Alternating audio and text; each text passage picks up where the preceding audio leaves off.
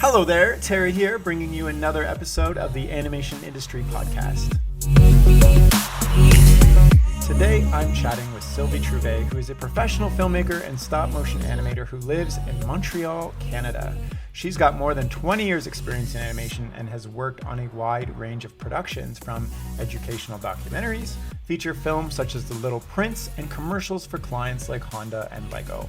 In 2009, she was part of the National Film Board of Canada's Hothouse apprenticeship program, where she created the film Orange. And that's where she found her passion for photography and animation truly merged. So subsequently, she created the abstract film Reflection in 2012. And by the way, please go give that a watch. It is absolutely beautiful.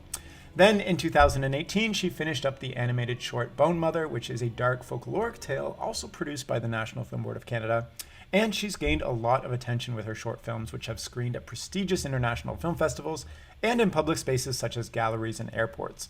And on top of all this, in 2011, she co-founded Sea Creature Animation, which is a stop-motion only studio with her husband, Dale Hayward, who has also been on this podcast.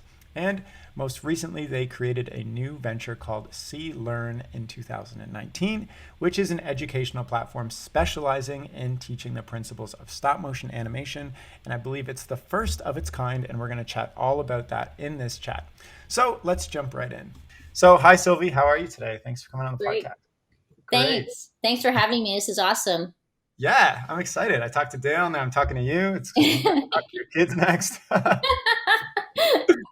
I want to talk all about the online academy for stop motion that you're creating, because it's like a first in the world type of thing. Like, stop motion never really had a traditional learning source. But before we get into that, where did this all begin for you? How did you stumble into the beautiful world of stop motion? Stumbling is a good word actually for this, because I really did stumble into it. It's not something I ever thought of doing or wanted to do. It kind of just, I ended up working at a company in Toronto called Cup of Coffee Animation that did stop motion, because my teacher from university told me to apply there. Okay. And I started off just doing designs, collage stuff, and then it didn't take long. They were just threw me into like just trying out the stop motion stuff, and I really loved it. So What were you taking in university? I took photography. Okay. And then my last year, I took like extra classes, like media arts classes. So I had done like a book, and I had done like some slide type of video stuff, but nothing animation. So your prof was just like, "Hey, I know this company. You should go work there," and then you Yeah. did. Yeah. I think that he might have even called them and told them to hire me. Oh wow, But nice, yeah, nice job. I can't remember, but he did definitely give me a big push to go and work there. He already had a guy he had taught that was working there. Maybe he Um, got some commission for sending. maybe. He was a super nice guy, and Yeah. it's Well, that's just great. So thought you're of at Cup of Coffee doing collages, and then they just started asking you to animate. Were they like needing animators, or were you doing stuff on the side that they saw that they were interested in? Like, how do you go from working in one role at a company to a completely different role?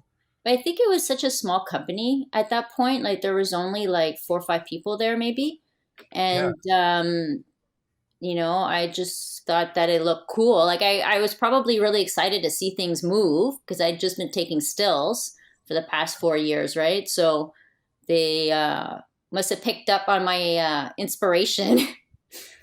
Well, you were a Cup of Coffee in the early days. I was talking to Dave Thompson the other day, and he was remembering working with you.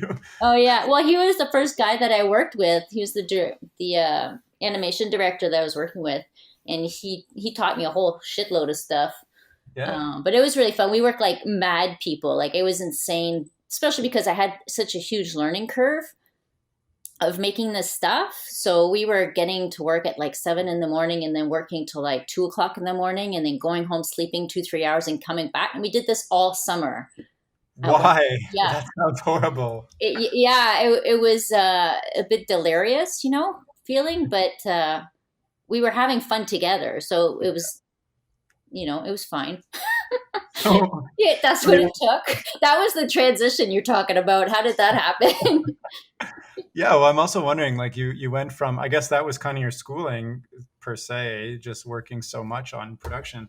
But why did you fall in love with stop motion specifically and then decide that this was what you wanted to do with the rest of your career? Because I could see that it could really tell stories, and it was tactile, it was physical. I never probably I think that I'd always thought of maybe animation more as sitting down in front of a computer, and Mhm. sitting down doesn't interest me. So stop motion seemed perfect, and I love music too, so it incorporates like, timing stuff out and being rhythmic, and it's like encompasses everything. Right. Well, you were in photography before, and I guess you were still trying to tell stories through photographs. Is stop motion kind of like the next level of that for you? Yeah, I think so. I mean, I still love photography and being able to um, talk to people through an image, but I think there's a lot more you can say with longer time, like more pictures. Yeah, just 3,000 pictures a Yeah, second. yeah, exactly. Do you do other forms of animation as well, like 2D or 3D? Some After Effects Yeah, stuff, and we a lot of the jobs we kind of combine the two, fair enough. Yeah. but I So, prefer doing stop motion. so I did mention some of the highlights in your career in the intro, but what is, I guess, from your view, what has stop motion allowed you to do that was really exciting? Like, I know that the Little Prince, working on the Little Prince movie was pretty great, but from your perspective, what are those highlights for you? Once we finished Bone Mother, that was a big highlight because we'd been working on it for so long, Yeah. and just being able to finally put the whole package together and show it to an audience and have a good feedback, that was like the best. Like it put everything, like Yeah. we forgot about all the heartaches that came along with making that film. Was Just that the first, I guess, very large personal kind of project that you'd worked on? I think that was like the first narrative. Yeah. I mean, the my other films, because they were abstract, there was like a loose concept behind them, but this was really like a first narrative where we had to write a script, and it was our own thing. So it was definitely, and it took a lot longer than any other project I had worked on. Oh yeah, I remember following you on Instagram. That's kind of how I, really came to know your work through Bone Mother. Mm. Um, so that's really cool. Are you working on any other kind of narratives coming up? Yeah, we have two other films that we're just writing the script for right now. Two. Yeah, we can't pick which one we like best. I think we're gonna like apply for grants for both of them. Oh, okay. Actually, there's Whichever one. another one that I want to do like next week, but it's super, super short. Oh, okay. It's like so short that I think I can get it done in a week. How common is it to get a grant to make a short film like this in stop motion? Well, we'll find out because we haven't really applied for anything besides like the film board. In the film Oh, board, it was they came to us. ah. Well, you So already had kind of a relationship with them before, right? yeah, like we worked on like we did the stop motion for Cordell Barker's one of his films, Mhm. and we worked on other people's films there. We did the Hothouse program there, so we Right. already had it in. Like the Hothouse program is like really great for just getting your foot in the door and getting them to know you. Nice. Nice. Yeah, So what other kind of grants are you talking about? Are these Canadian government grants? yeah, I like Telefilm and Canada Council and SODEC and stuff like that. Gotcha, We'll gotcha. we'll And take a I look at think all of them. Montreal has more funding for that, if I'm correct. Is that I true? think so. It Yeah, seems like it. I mean, I haven't really researched all of them right now, but from what I hear, it seems like Quebec has a lot of grants. cool. What are some of the tougher parts of your journey that people don't necessarily see? I know that you spent years working on Bone Mother. I know there are a lot of trials and tribulations in that, but Mhm. I think that a big thing is like facing personal disappointment is a oh no, is a tough thing sometimes, because you're gonna go through some of it. Like you can't be happy with everything you do, which I usually am not happy with much of what I do, but still it's like having to just accept where you're at, you know? You yeah, always want more, but it's just being able to face where you're at, and also there's a lot of financial stress when oh, you're working on a film for 4 years at the film board. Um Yeah. That's a Well, challenge dealing with that, not just being an independent and not having a regular paycheck and just having faith that you're just going to figure it out and you're going to make it happen no matter what. is there like something you rely on to keep that stability somewhat?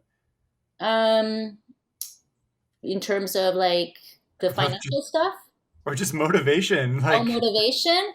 The idea of sitting somewhere doing something I don't want for 8 hours a day and trying to envision myself doing that is a big oh, motivation.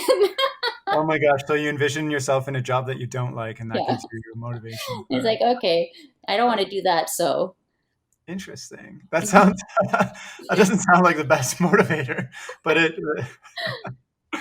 I'm glad that you brought up the thing about being okay with where you're at, because that's something that I kind of struggle with sometimes too. Because being in school and when I start a project and like knowing that I'm not the best at it yet, and knowing that I need to spend an enormous amount of time, but also having like this perfectionist mentality, Mhm. it's tough to deal with all of those things at once sometimes when I'm not happy with my work, and then I'm not really proud of it even though I did my best, and it's like Mhm. this like bad cycle, I guess.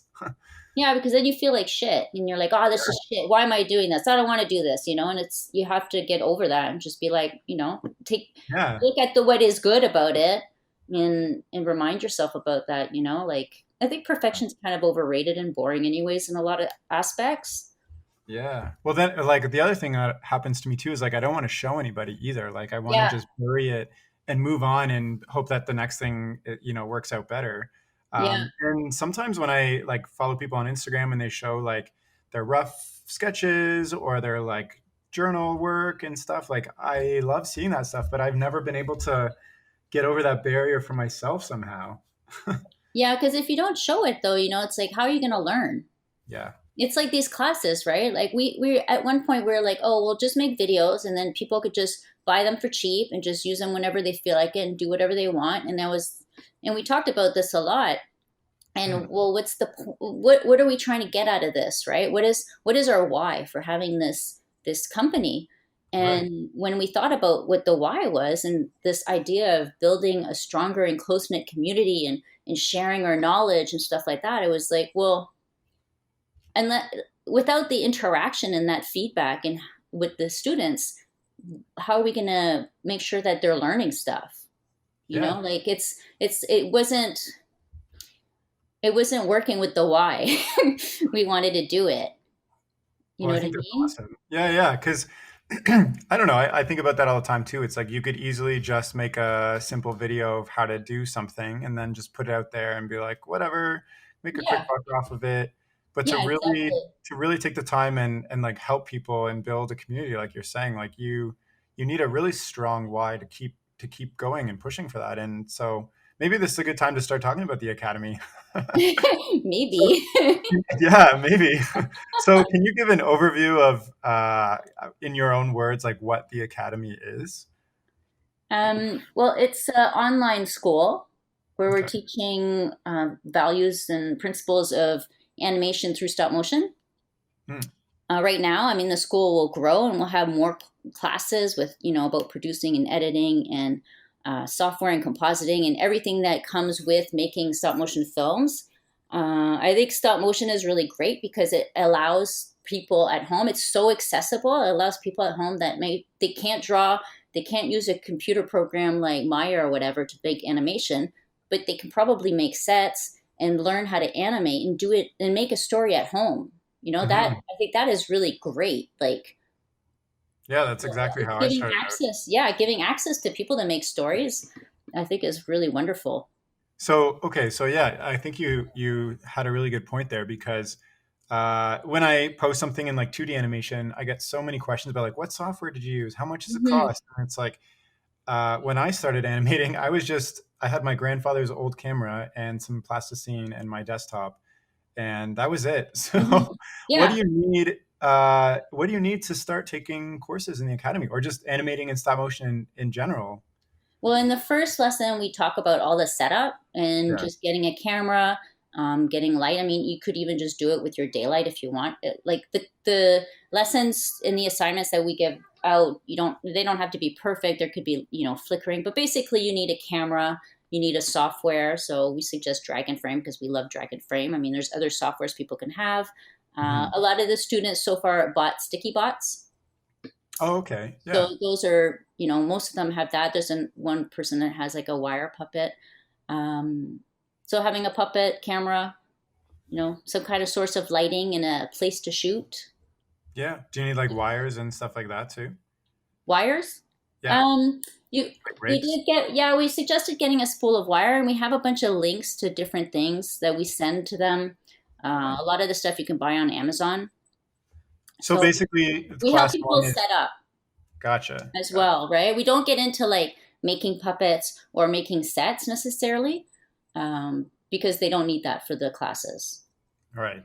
It's so like class one is just like what do you need to get prepared and you're set up. And it's Yeah, like pretty basic stuff. And yeah. like The first lesson is just set up and fundamentals. So and we talk besides about yeah, spacing and rhythm, timing. nice. Yeah. Nice. And besides like I guess the armature and the software, you people would have it like can you film on your phone? Yeah, yeah. If you want, you can film on your phone. Okay. We don't suggest that's the best thing. Like, it's better to just try and find a cheap camera online somewhere because the apps on the phone you often can't flip, Ah, and they're really limited in a lot of ways. So when it comes to trying to learn and understand your spacing and stuff like that, it's good to have a program where you can actually draw on it. You know what I mean? Or gotcha. yeah, control your frames. So this is like for somebody who's never attempted stop motion before, they can kind of come to you guys and you'll give them the basics. Yeah, yeah. Sometimes some of our students are people that actually have no animation because they do Maya. They Ah, just never did stop motion. Some people have been working in the field. They just want to get better at stop motion.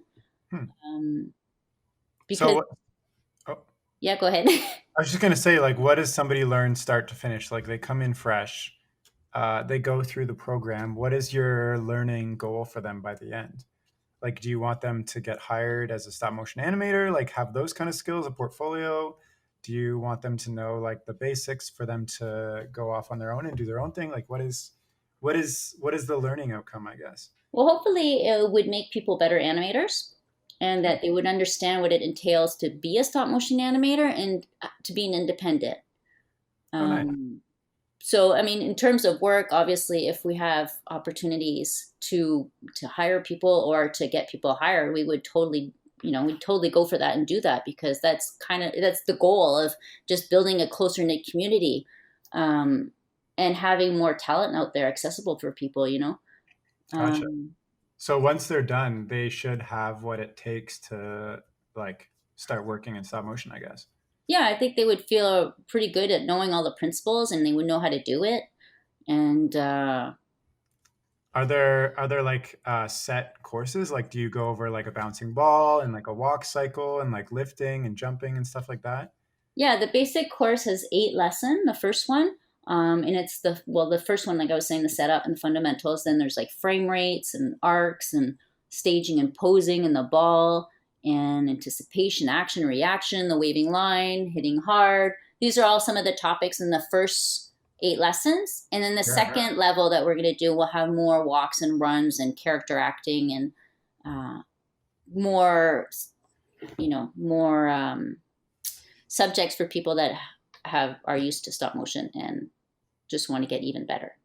Nice. I think this is really cool because, like I said before, there's never been any traditional way to learn stop motion other than like stumbling it into it yourself or Yeah, just like being put on a job right away. yeah, totally. There's nothing like, almost everybody I know, they just learn on the job. Yeah. And And when you have even like, we've been doing this for so long, it's like, why not share all this knowledge and get people up yeah. to speed? And there's so much stop motion out there already, especially on social media. It's just Mhm. insane how much is out there, and it's so popular. Like, Yeah. missing, with the Golden Globe and like so many shorts winning. It's pretty amazing. Well, I think Um, yeah, I'm super happy about what's going on in the industry in stop motion right now. It's really exciting for me as especially because I'm interested in stop motion. Um, mhm. and I think with the social media thing, yeah, I see it all over social media.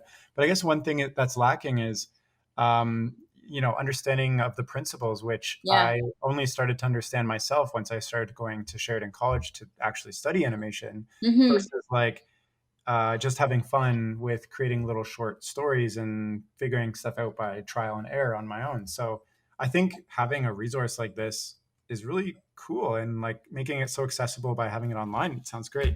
So I'm just wondering, like, how do the classes actually work? You've mentioned their videos, but like, what is your structure?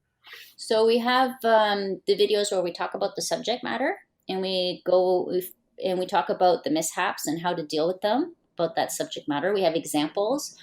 We create content example as well, like, you could do this or you could do this, and you show a difference between a good wave and a bad wave, for example, and what do you need to do if you want your character to look like it's waving but naturally, Hmm. versus uh, Yeah, a stiff loop of a hand or something like this. Do you know what I mean? yeah, yeah. So I think seeing the before and after I really like. And we've been going through like some of our old content when we worked at Cup of Coffee in our early days of animation, and studying that and seeing like, okay, so this says something, but if we had done this, this would have been better. Hmm. This would improve that animation, or it would be more convincing as a character.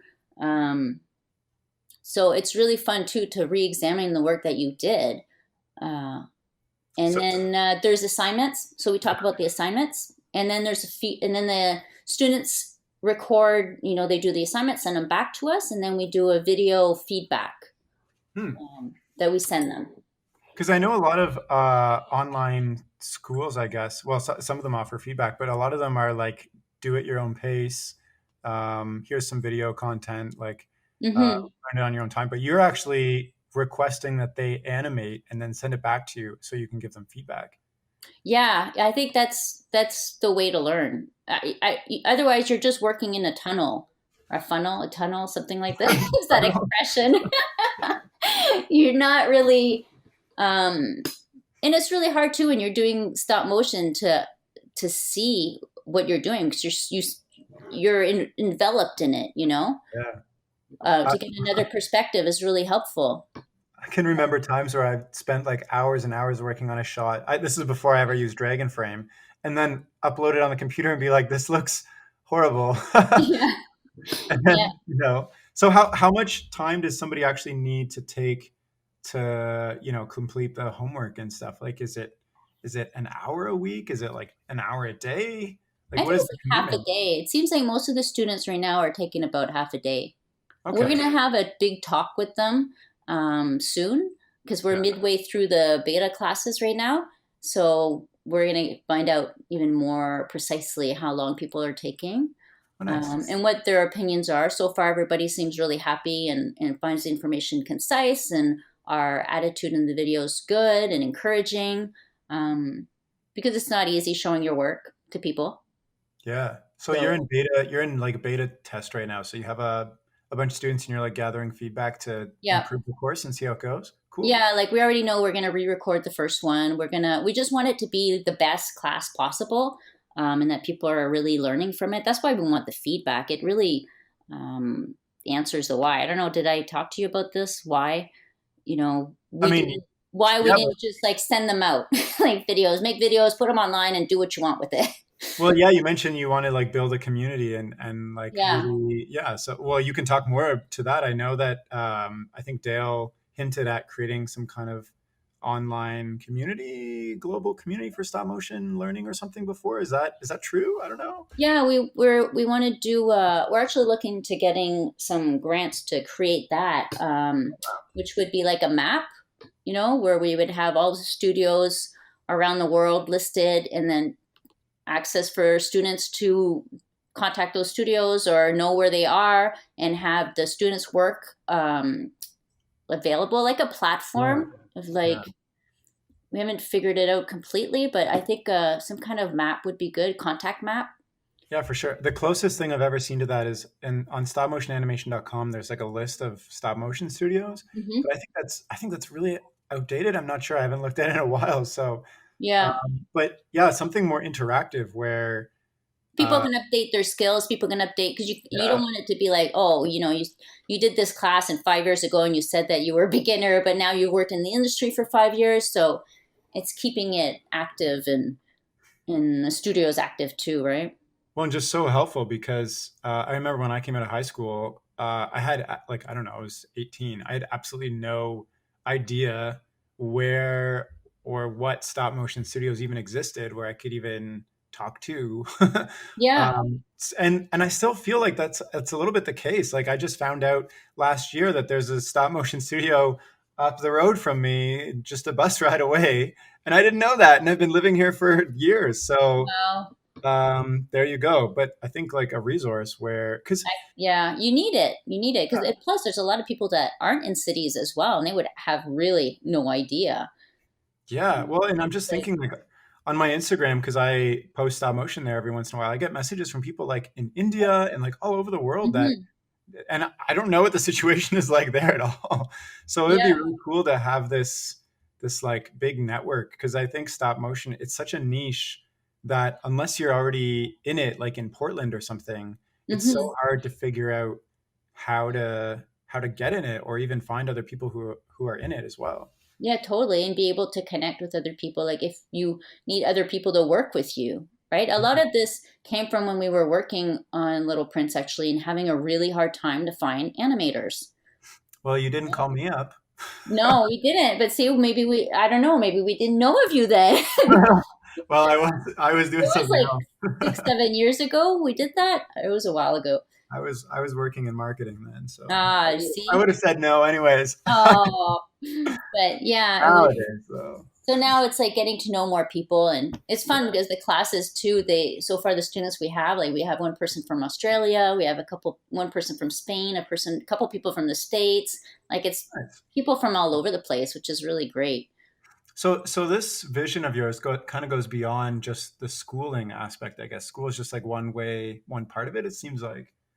Yeah, I think we just want to make it grow. We want it to have, ideally, I want to be able to change the world through stories to make Yes. it a better place. Yes. I want other people to have access to make this world a better place, to be able to engage and enlighten people. I think storytelling is so important. Stop motion is really accessible. It's really great. Yeah. Having more talent out there is going to make it more than just a fad, Yeah, for sure. So taken more seriously. And I don't want it to be, oh, stop motion, the art form that's like got the charm, right, like right. that charm.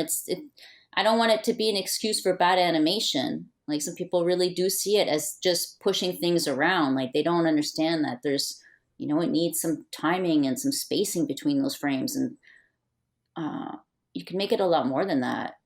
Yeah, for sure. So what is your why are you using stop motion as the thing to change the world as for yourself? Because I love stop motion. Because I want to make it. Yeah. Sorry, No, that's great. I love that you said yeah. that. Do you have like a specific story in mind that you want to share with other people? Yeah, those two stories actually, well, the really, really short one that I was telling you I want to do like in the next couple weeks. And then the other two stories that Dale and I have been working on is another one I think that could really help clarify people in terms of like some stuff. I don't want to get it too much into No, it. no, you don't have to reveal it. I think one of them is going to be pretty controversial, Oh, uh, okay. which will be interesting. All right. I'm prepared to be outraged. Yeah, outraged. But I'll be following your. So the short one you're doing just on your own time, you're going to post that as soon as it's done, or are you going to submit it to film festivals and stuff like The that? short one I'm doing is all on my own, so I'm going to put it online right away. Oh, I can't So wait. I don't even know if there's going to be much like actual animation in it. It's more like an idea, Oh, okay. more acute. It's a nice idea, but the other films too. We'll do the same thing that we did with Bone Mother. We'll have an Instagram account and probably show stuff on TikTok now because Oh a yeah, lot of stuff TikTok. is happening on that. Yeah, But the online community is like it was invaluable when we were doing Bone Mother. It was just if it wasn't for that, I don't know if we would have finished the film. Like it was so inspiring and encouraging to get all that feedback. Mhm. and to see there was interest and people wanted this film to get done.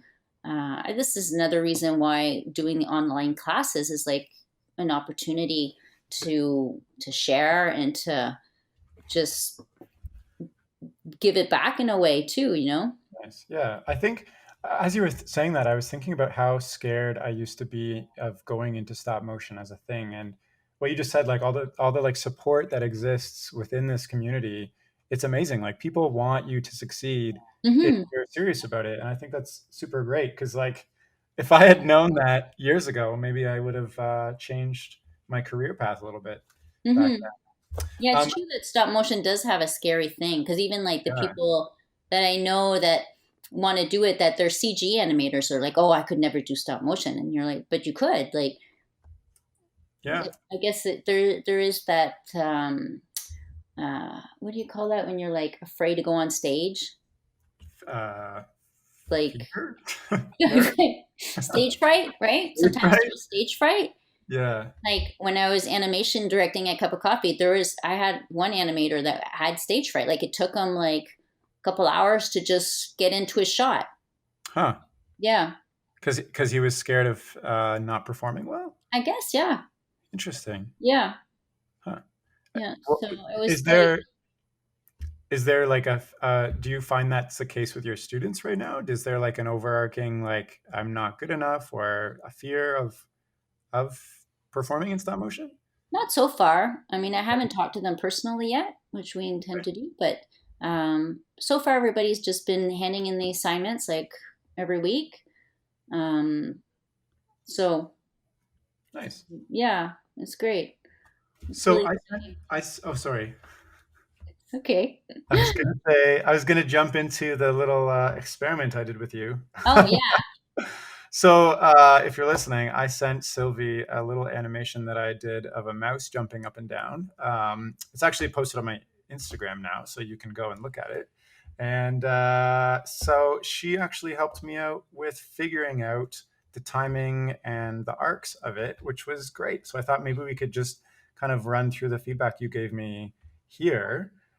So I guess I'll set you up. So I created a little mouse with two ears out of styrofoam balls, and it's just a simple jump up and down cycle. It's like a looping animation.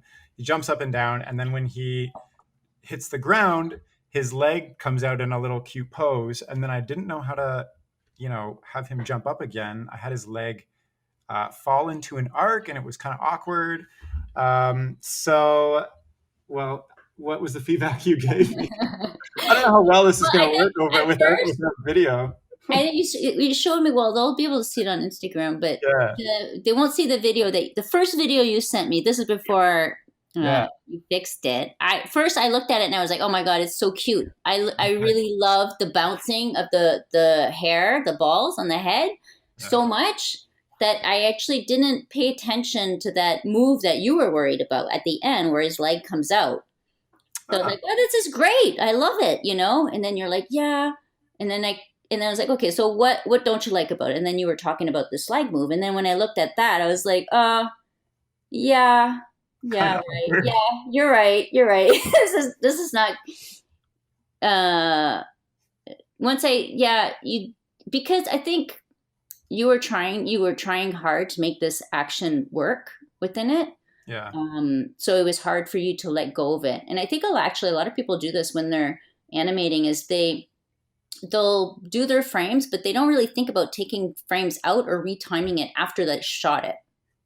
Well, each frame takes so long. It's so precious. And Yeah, you're like, I yeah, worked on it, so I got to put it totally. in.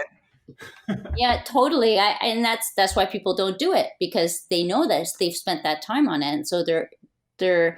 But now with Dragon or other software programs, in stop motion, you can hide those frames and see how it feels. And if you can walk away and come back and look at it again without those frames, then you can see how they work. Because the frames of his leg coming out, Mhm. it didn't work with the bounce.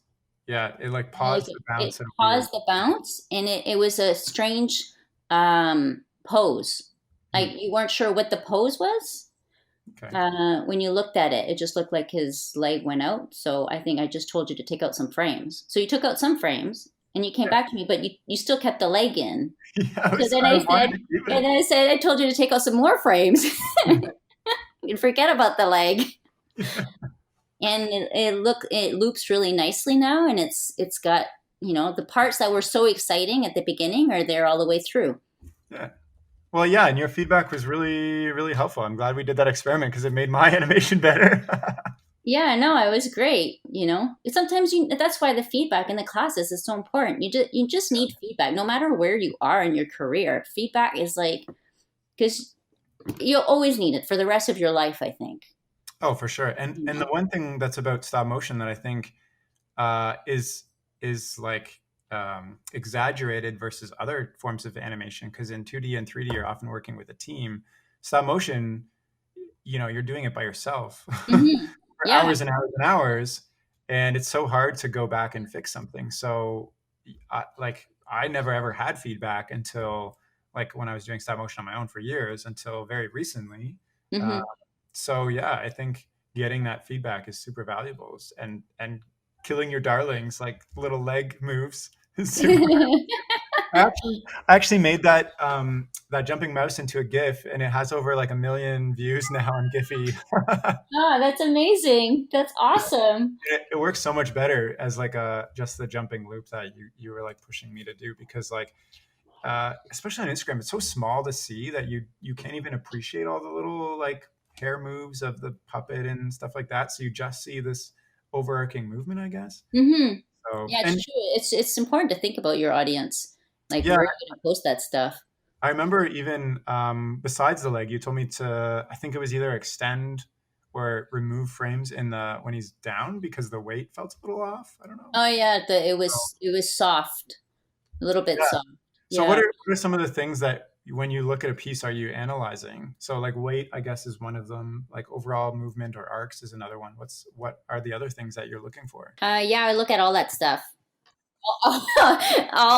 all the animation principles, and it depends on what the purpose of it is as well. Like for the student work, like we're not going to start commenting too much on the character animation if it's like one of the first exercises and we're just figuring out timing of things. Yeah, You know what right. I mean? Like, Yeah, your I don't character want to sucks, but overwhelm your timing's people. great.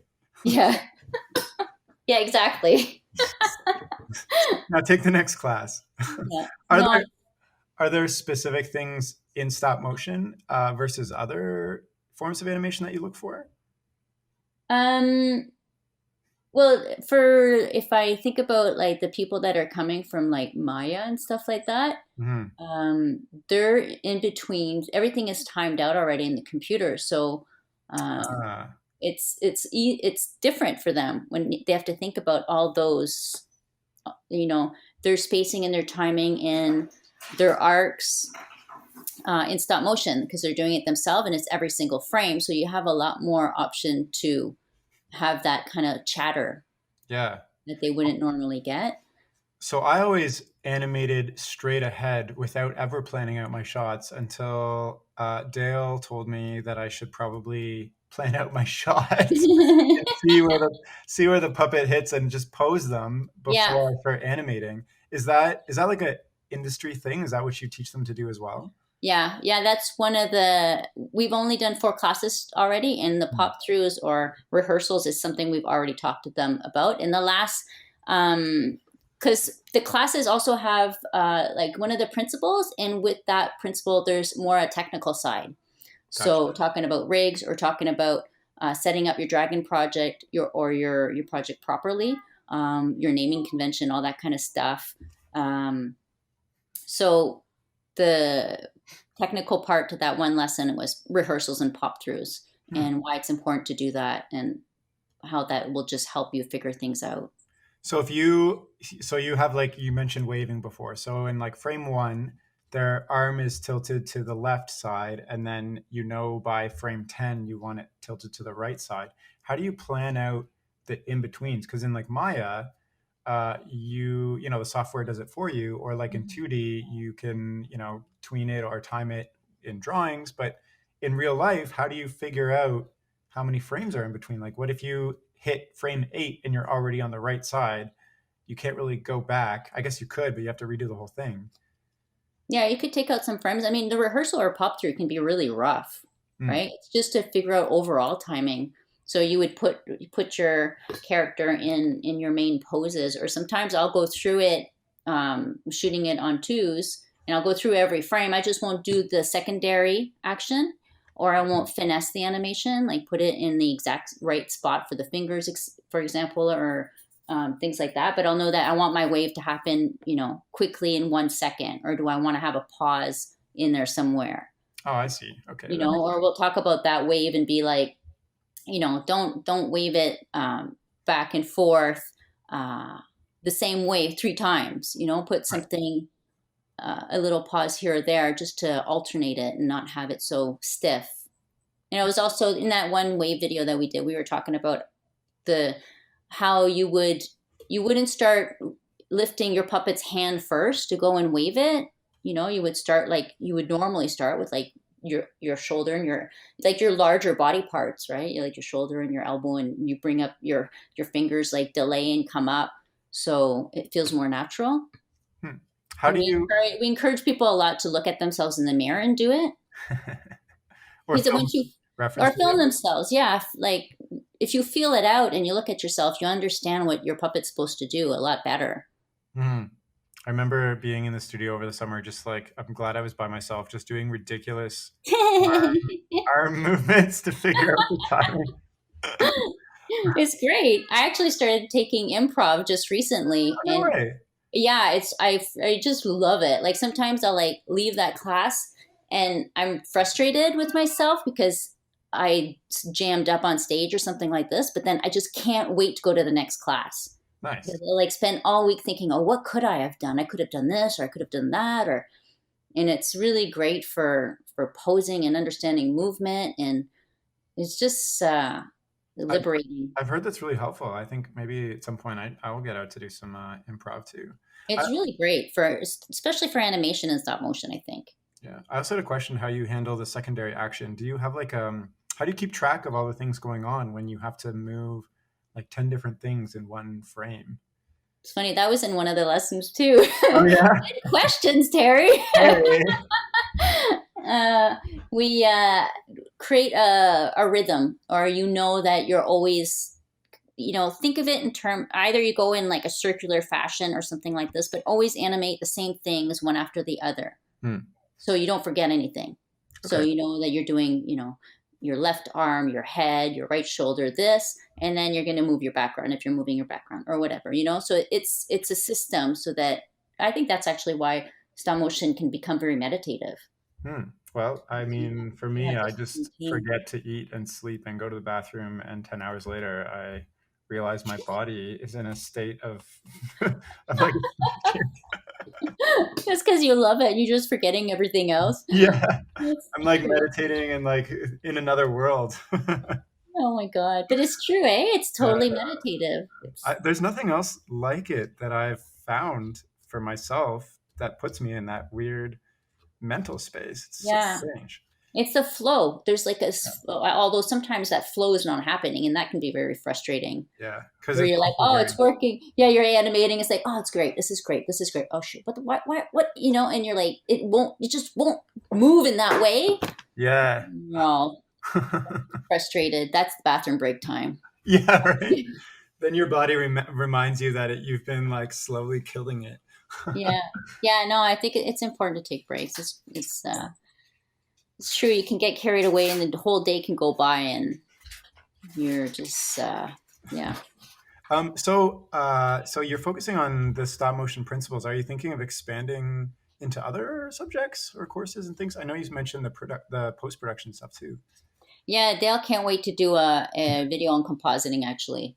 Because it's so integral to what we do. Like, it's always like shooting and compositing at the same time, and knowing that you have that to help you out. It would be really hard to do stop motion if you didn't know a little bit of compositing. Do you actually animate in a way that is set up for compositing later?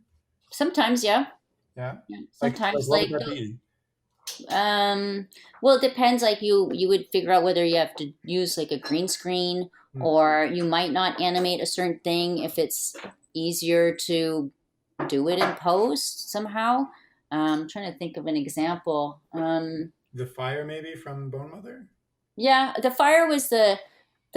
We were dead set on the idea that we did not want it to look like stop motion because we wanted it to feel real and to feel hot. Mm. And we had done fire in another project on Cordell Barker's film, and it was like replaceable pieces of gels, Right. and it looked great. It looked great, but it fit the project. But we knew that would not fit Bone Mother, so the compositing was good to have real fire for that. Makes sense. Some people like to be just it has to be all in stop motion, but No. yeah, some people think that. I don't think that. I think you do what suits the project. That makes sense, yeah. Or Yeah. what the vision, yeah. And you want it to be really hot, and that's hard to achieve with replacement things and stop motion. Yeah, you can't, and it had to be mean. It had to be terrible thing. Yeah, fair. Yeah. So I'm still interested in this course a little bit. So I know we've mentioned Dale a bunch. Is it just you two producing this course? Right now, yeah. Eventually, we'll get either teachers that have their own specialty. I think it would be really great to learn more, about grants, about producing, about editing, about all those subjects that we need to know about. You tend to do a lot of stuff. I mean, probably eventually we'll talk about making your own puppet and sets like that. But right now, we're really just focusing on the animation because that's our specialty. Yeah. So eventually, See Learn Academy is going to be the premier place for learning stop motion in the world, I guess. Yeah, for filmmaking. Yes, I like this. In the world domination. One frame at a time. Yeah, one frame at a time. Yeah, I think it's just about making films, Yeah. Well, I think that's awesome. I think this is a really good time for you to do this as well, with like the whole social media thing and like more resources becoming available and readily available for people. Mm-hmm. Why did you call it See Learn though? See Learn is an extension of Sea Creature. Why did you call it Sea Creature? Sea Creature, because I like the play on word with the sea. Yeah. Seeing stuff, and the creature being like creating. So it kind of just became Sea Creature.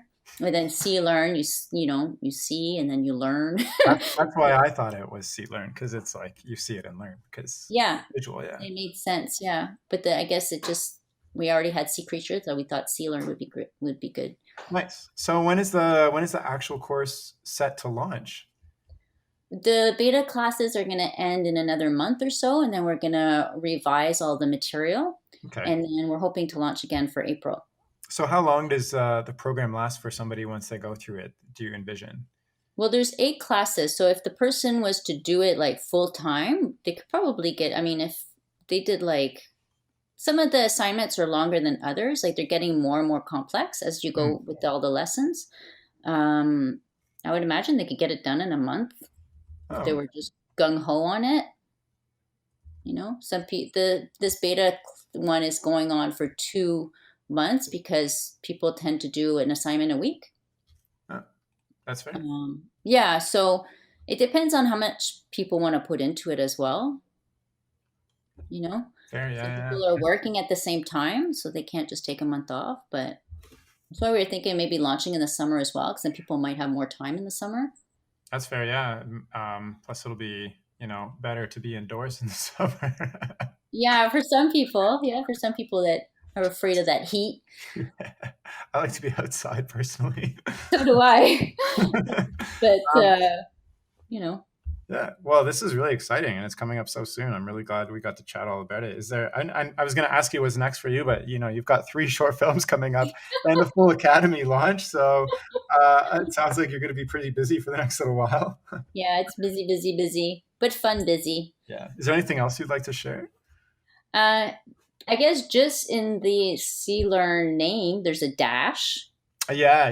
So if you just look up See Learn altogether, you get a bunch of other stuff. Actually, the person that owns that domain name is not doing anything with it, which is reach out to that person. Yeah. Because the dash between the See and the Learn is kind of annoying, but Gosh, somebody Uh, beat you to it and is doing nothing with it. That sucks. I know he just bought it because he knew it was a cool name. Yeah. Oh It no. just fits, it fits. The name fits. It's like I love that when like things just come together and you're just like, oh, this totally makes sense. Like I can envision this. This just works. Yeah. Yeah. I Yeah. like it a lot, and it's very memorable as well. Like some people Yeah. ask me about it, and I'm like, what was that called? Oh, right, Sea Learn. So yeah, Yeah. cool. Yeah. I think it really fits well. Cool. Well, was there anything else you'd like to share on top of the? I was gonna mention the dash anyways. um, just not to be afraid of stop motion. And if, making mistakes is part of the growing. If you're not making mistakes, you're not learning anything. So, Yeah, just do it and be inspired and show people and not worry about it. totally agree. Totally agree. Even though Yeah. mistakes suck. Oh yeah. I think it's so important to acknowledge your mistakes and just go with it and just keep moving. Yeah. Well, thank you for coming on and sharing everything about your experience and giving me that feedback on the mouse jump and Sea Learn Academy. Yeah, It's been thanks for really nice having to me. chat. Yeah, this is fun. Very inspiring. Yeah. Well, thank you so much, Sylvie. And if you're Thanks. listening and you're interested in Sea Learn, you can find more info about it on their website, which she mentioned was c-learn.com. Or you can follow them on Instagram, which is instagram.com or c_learn_academy.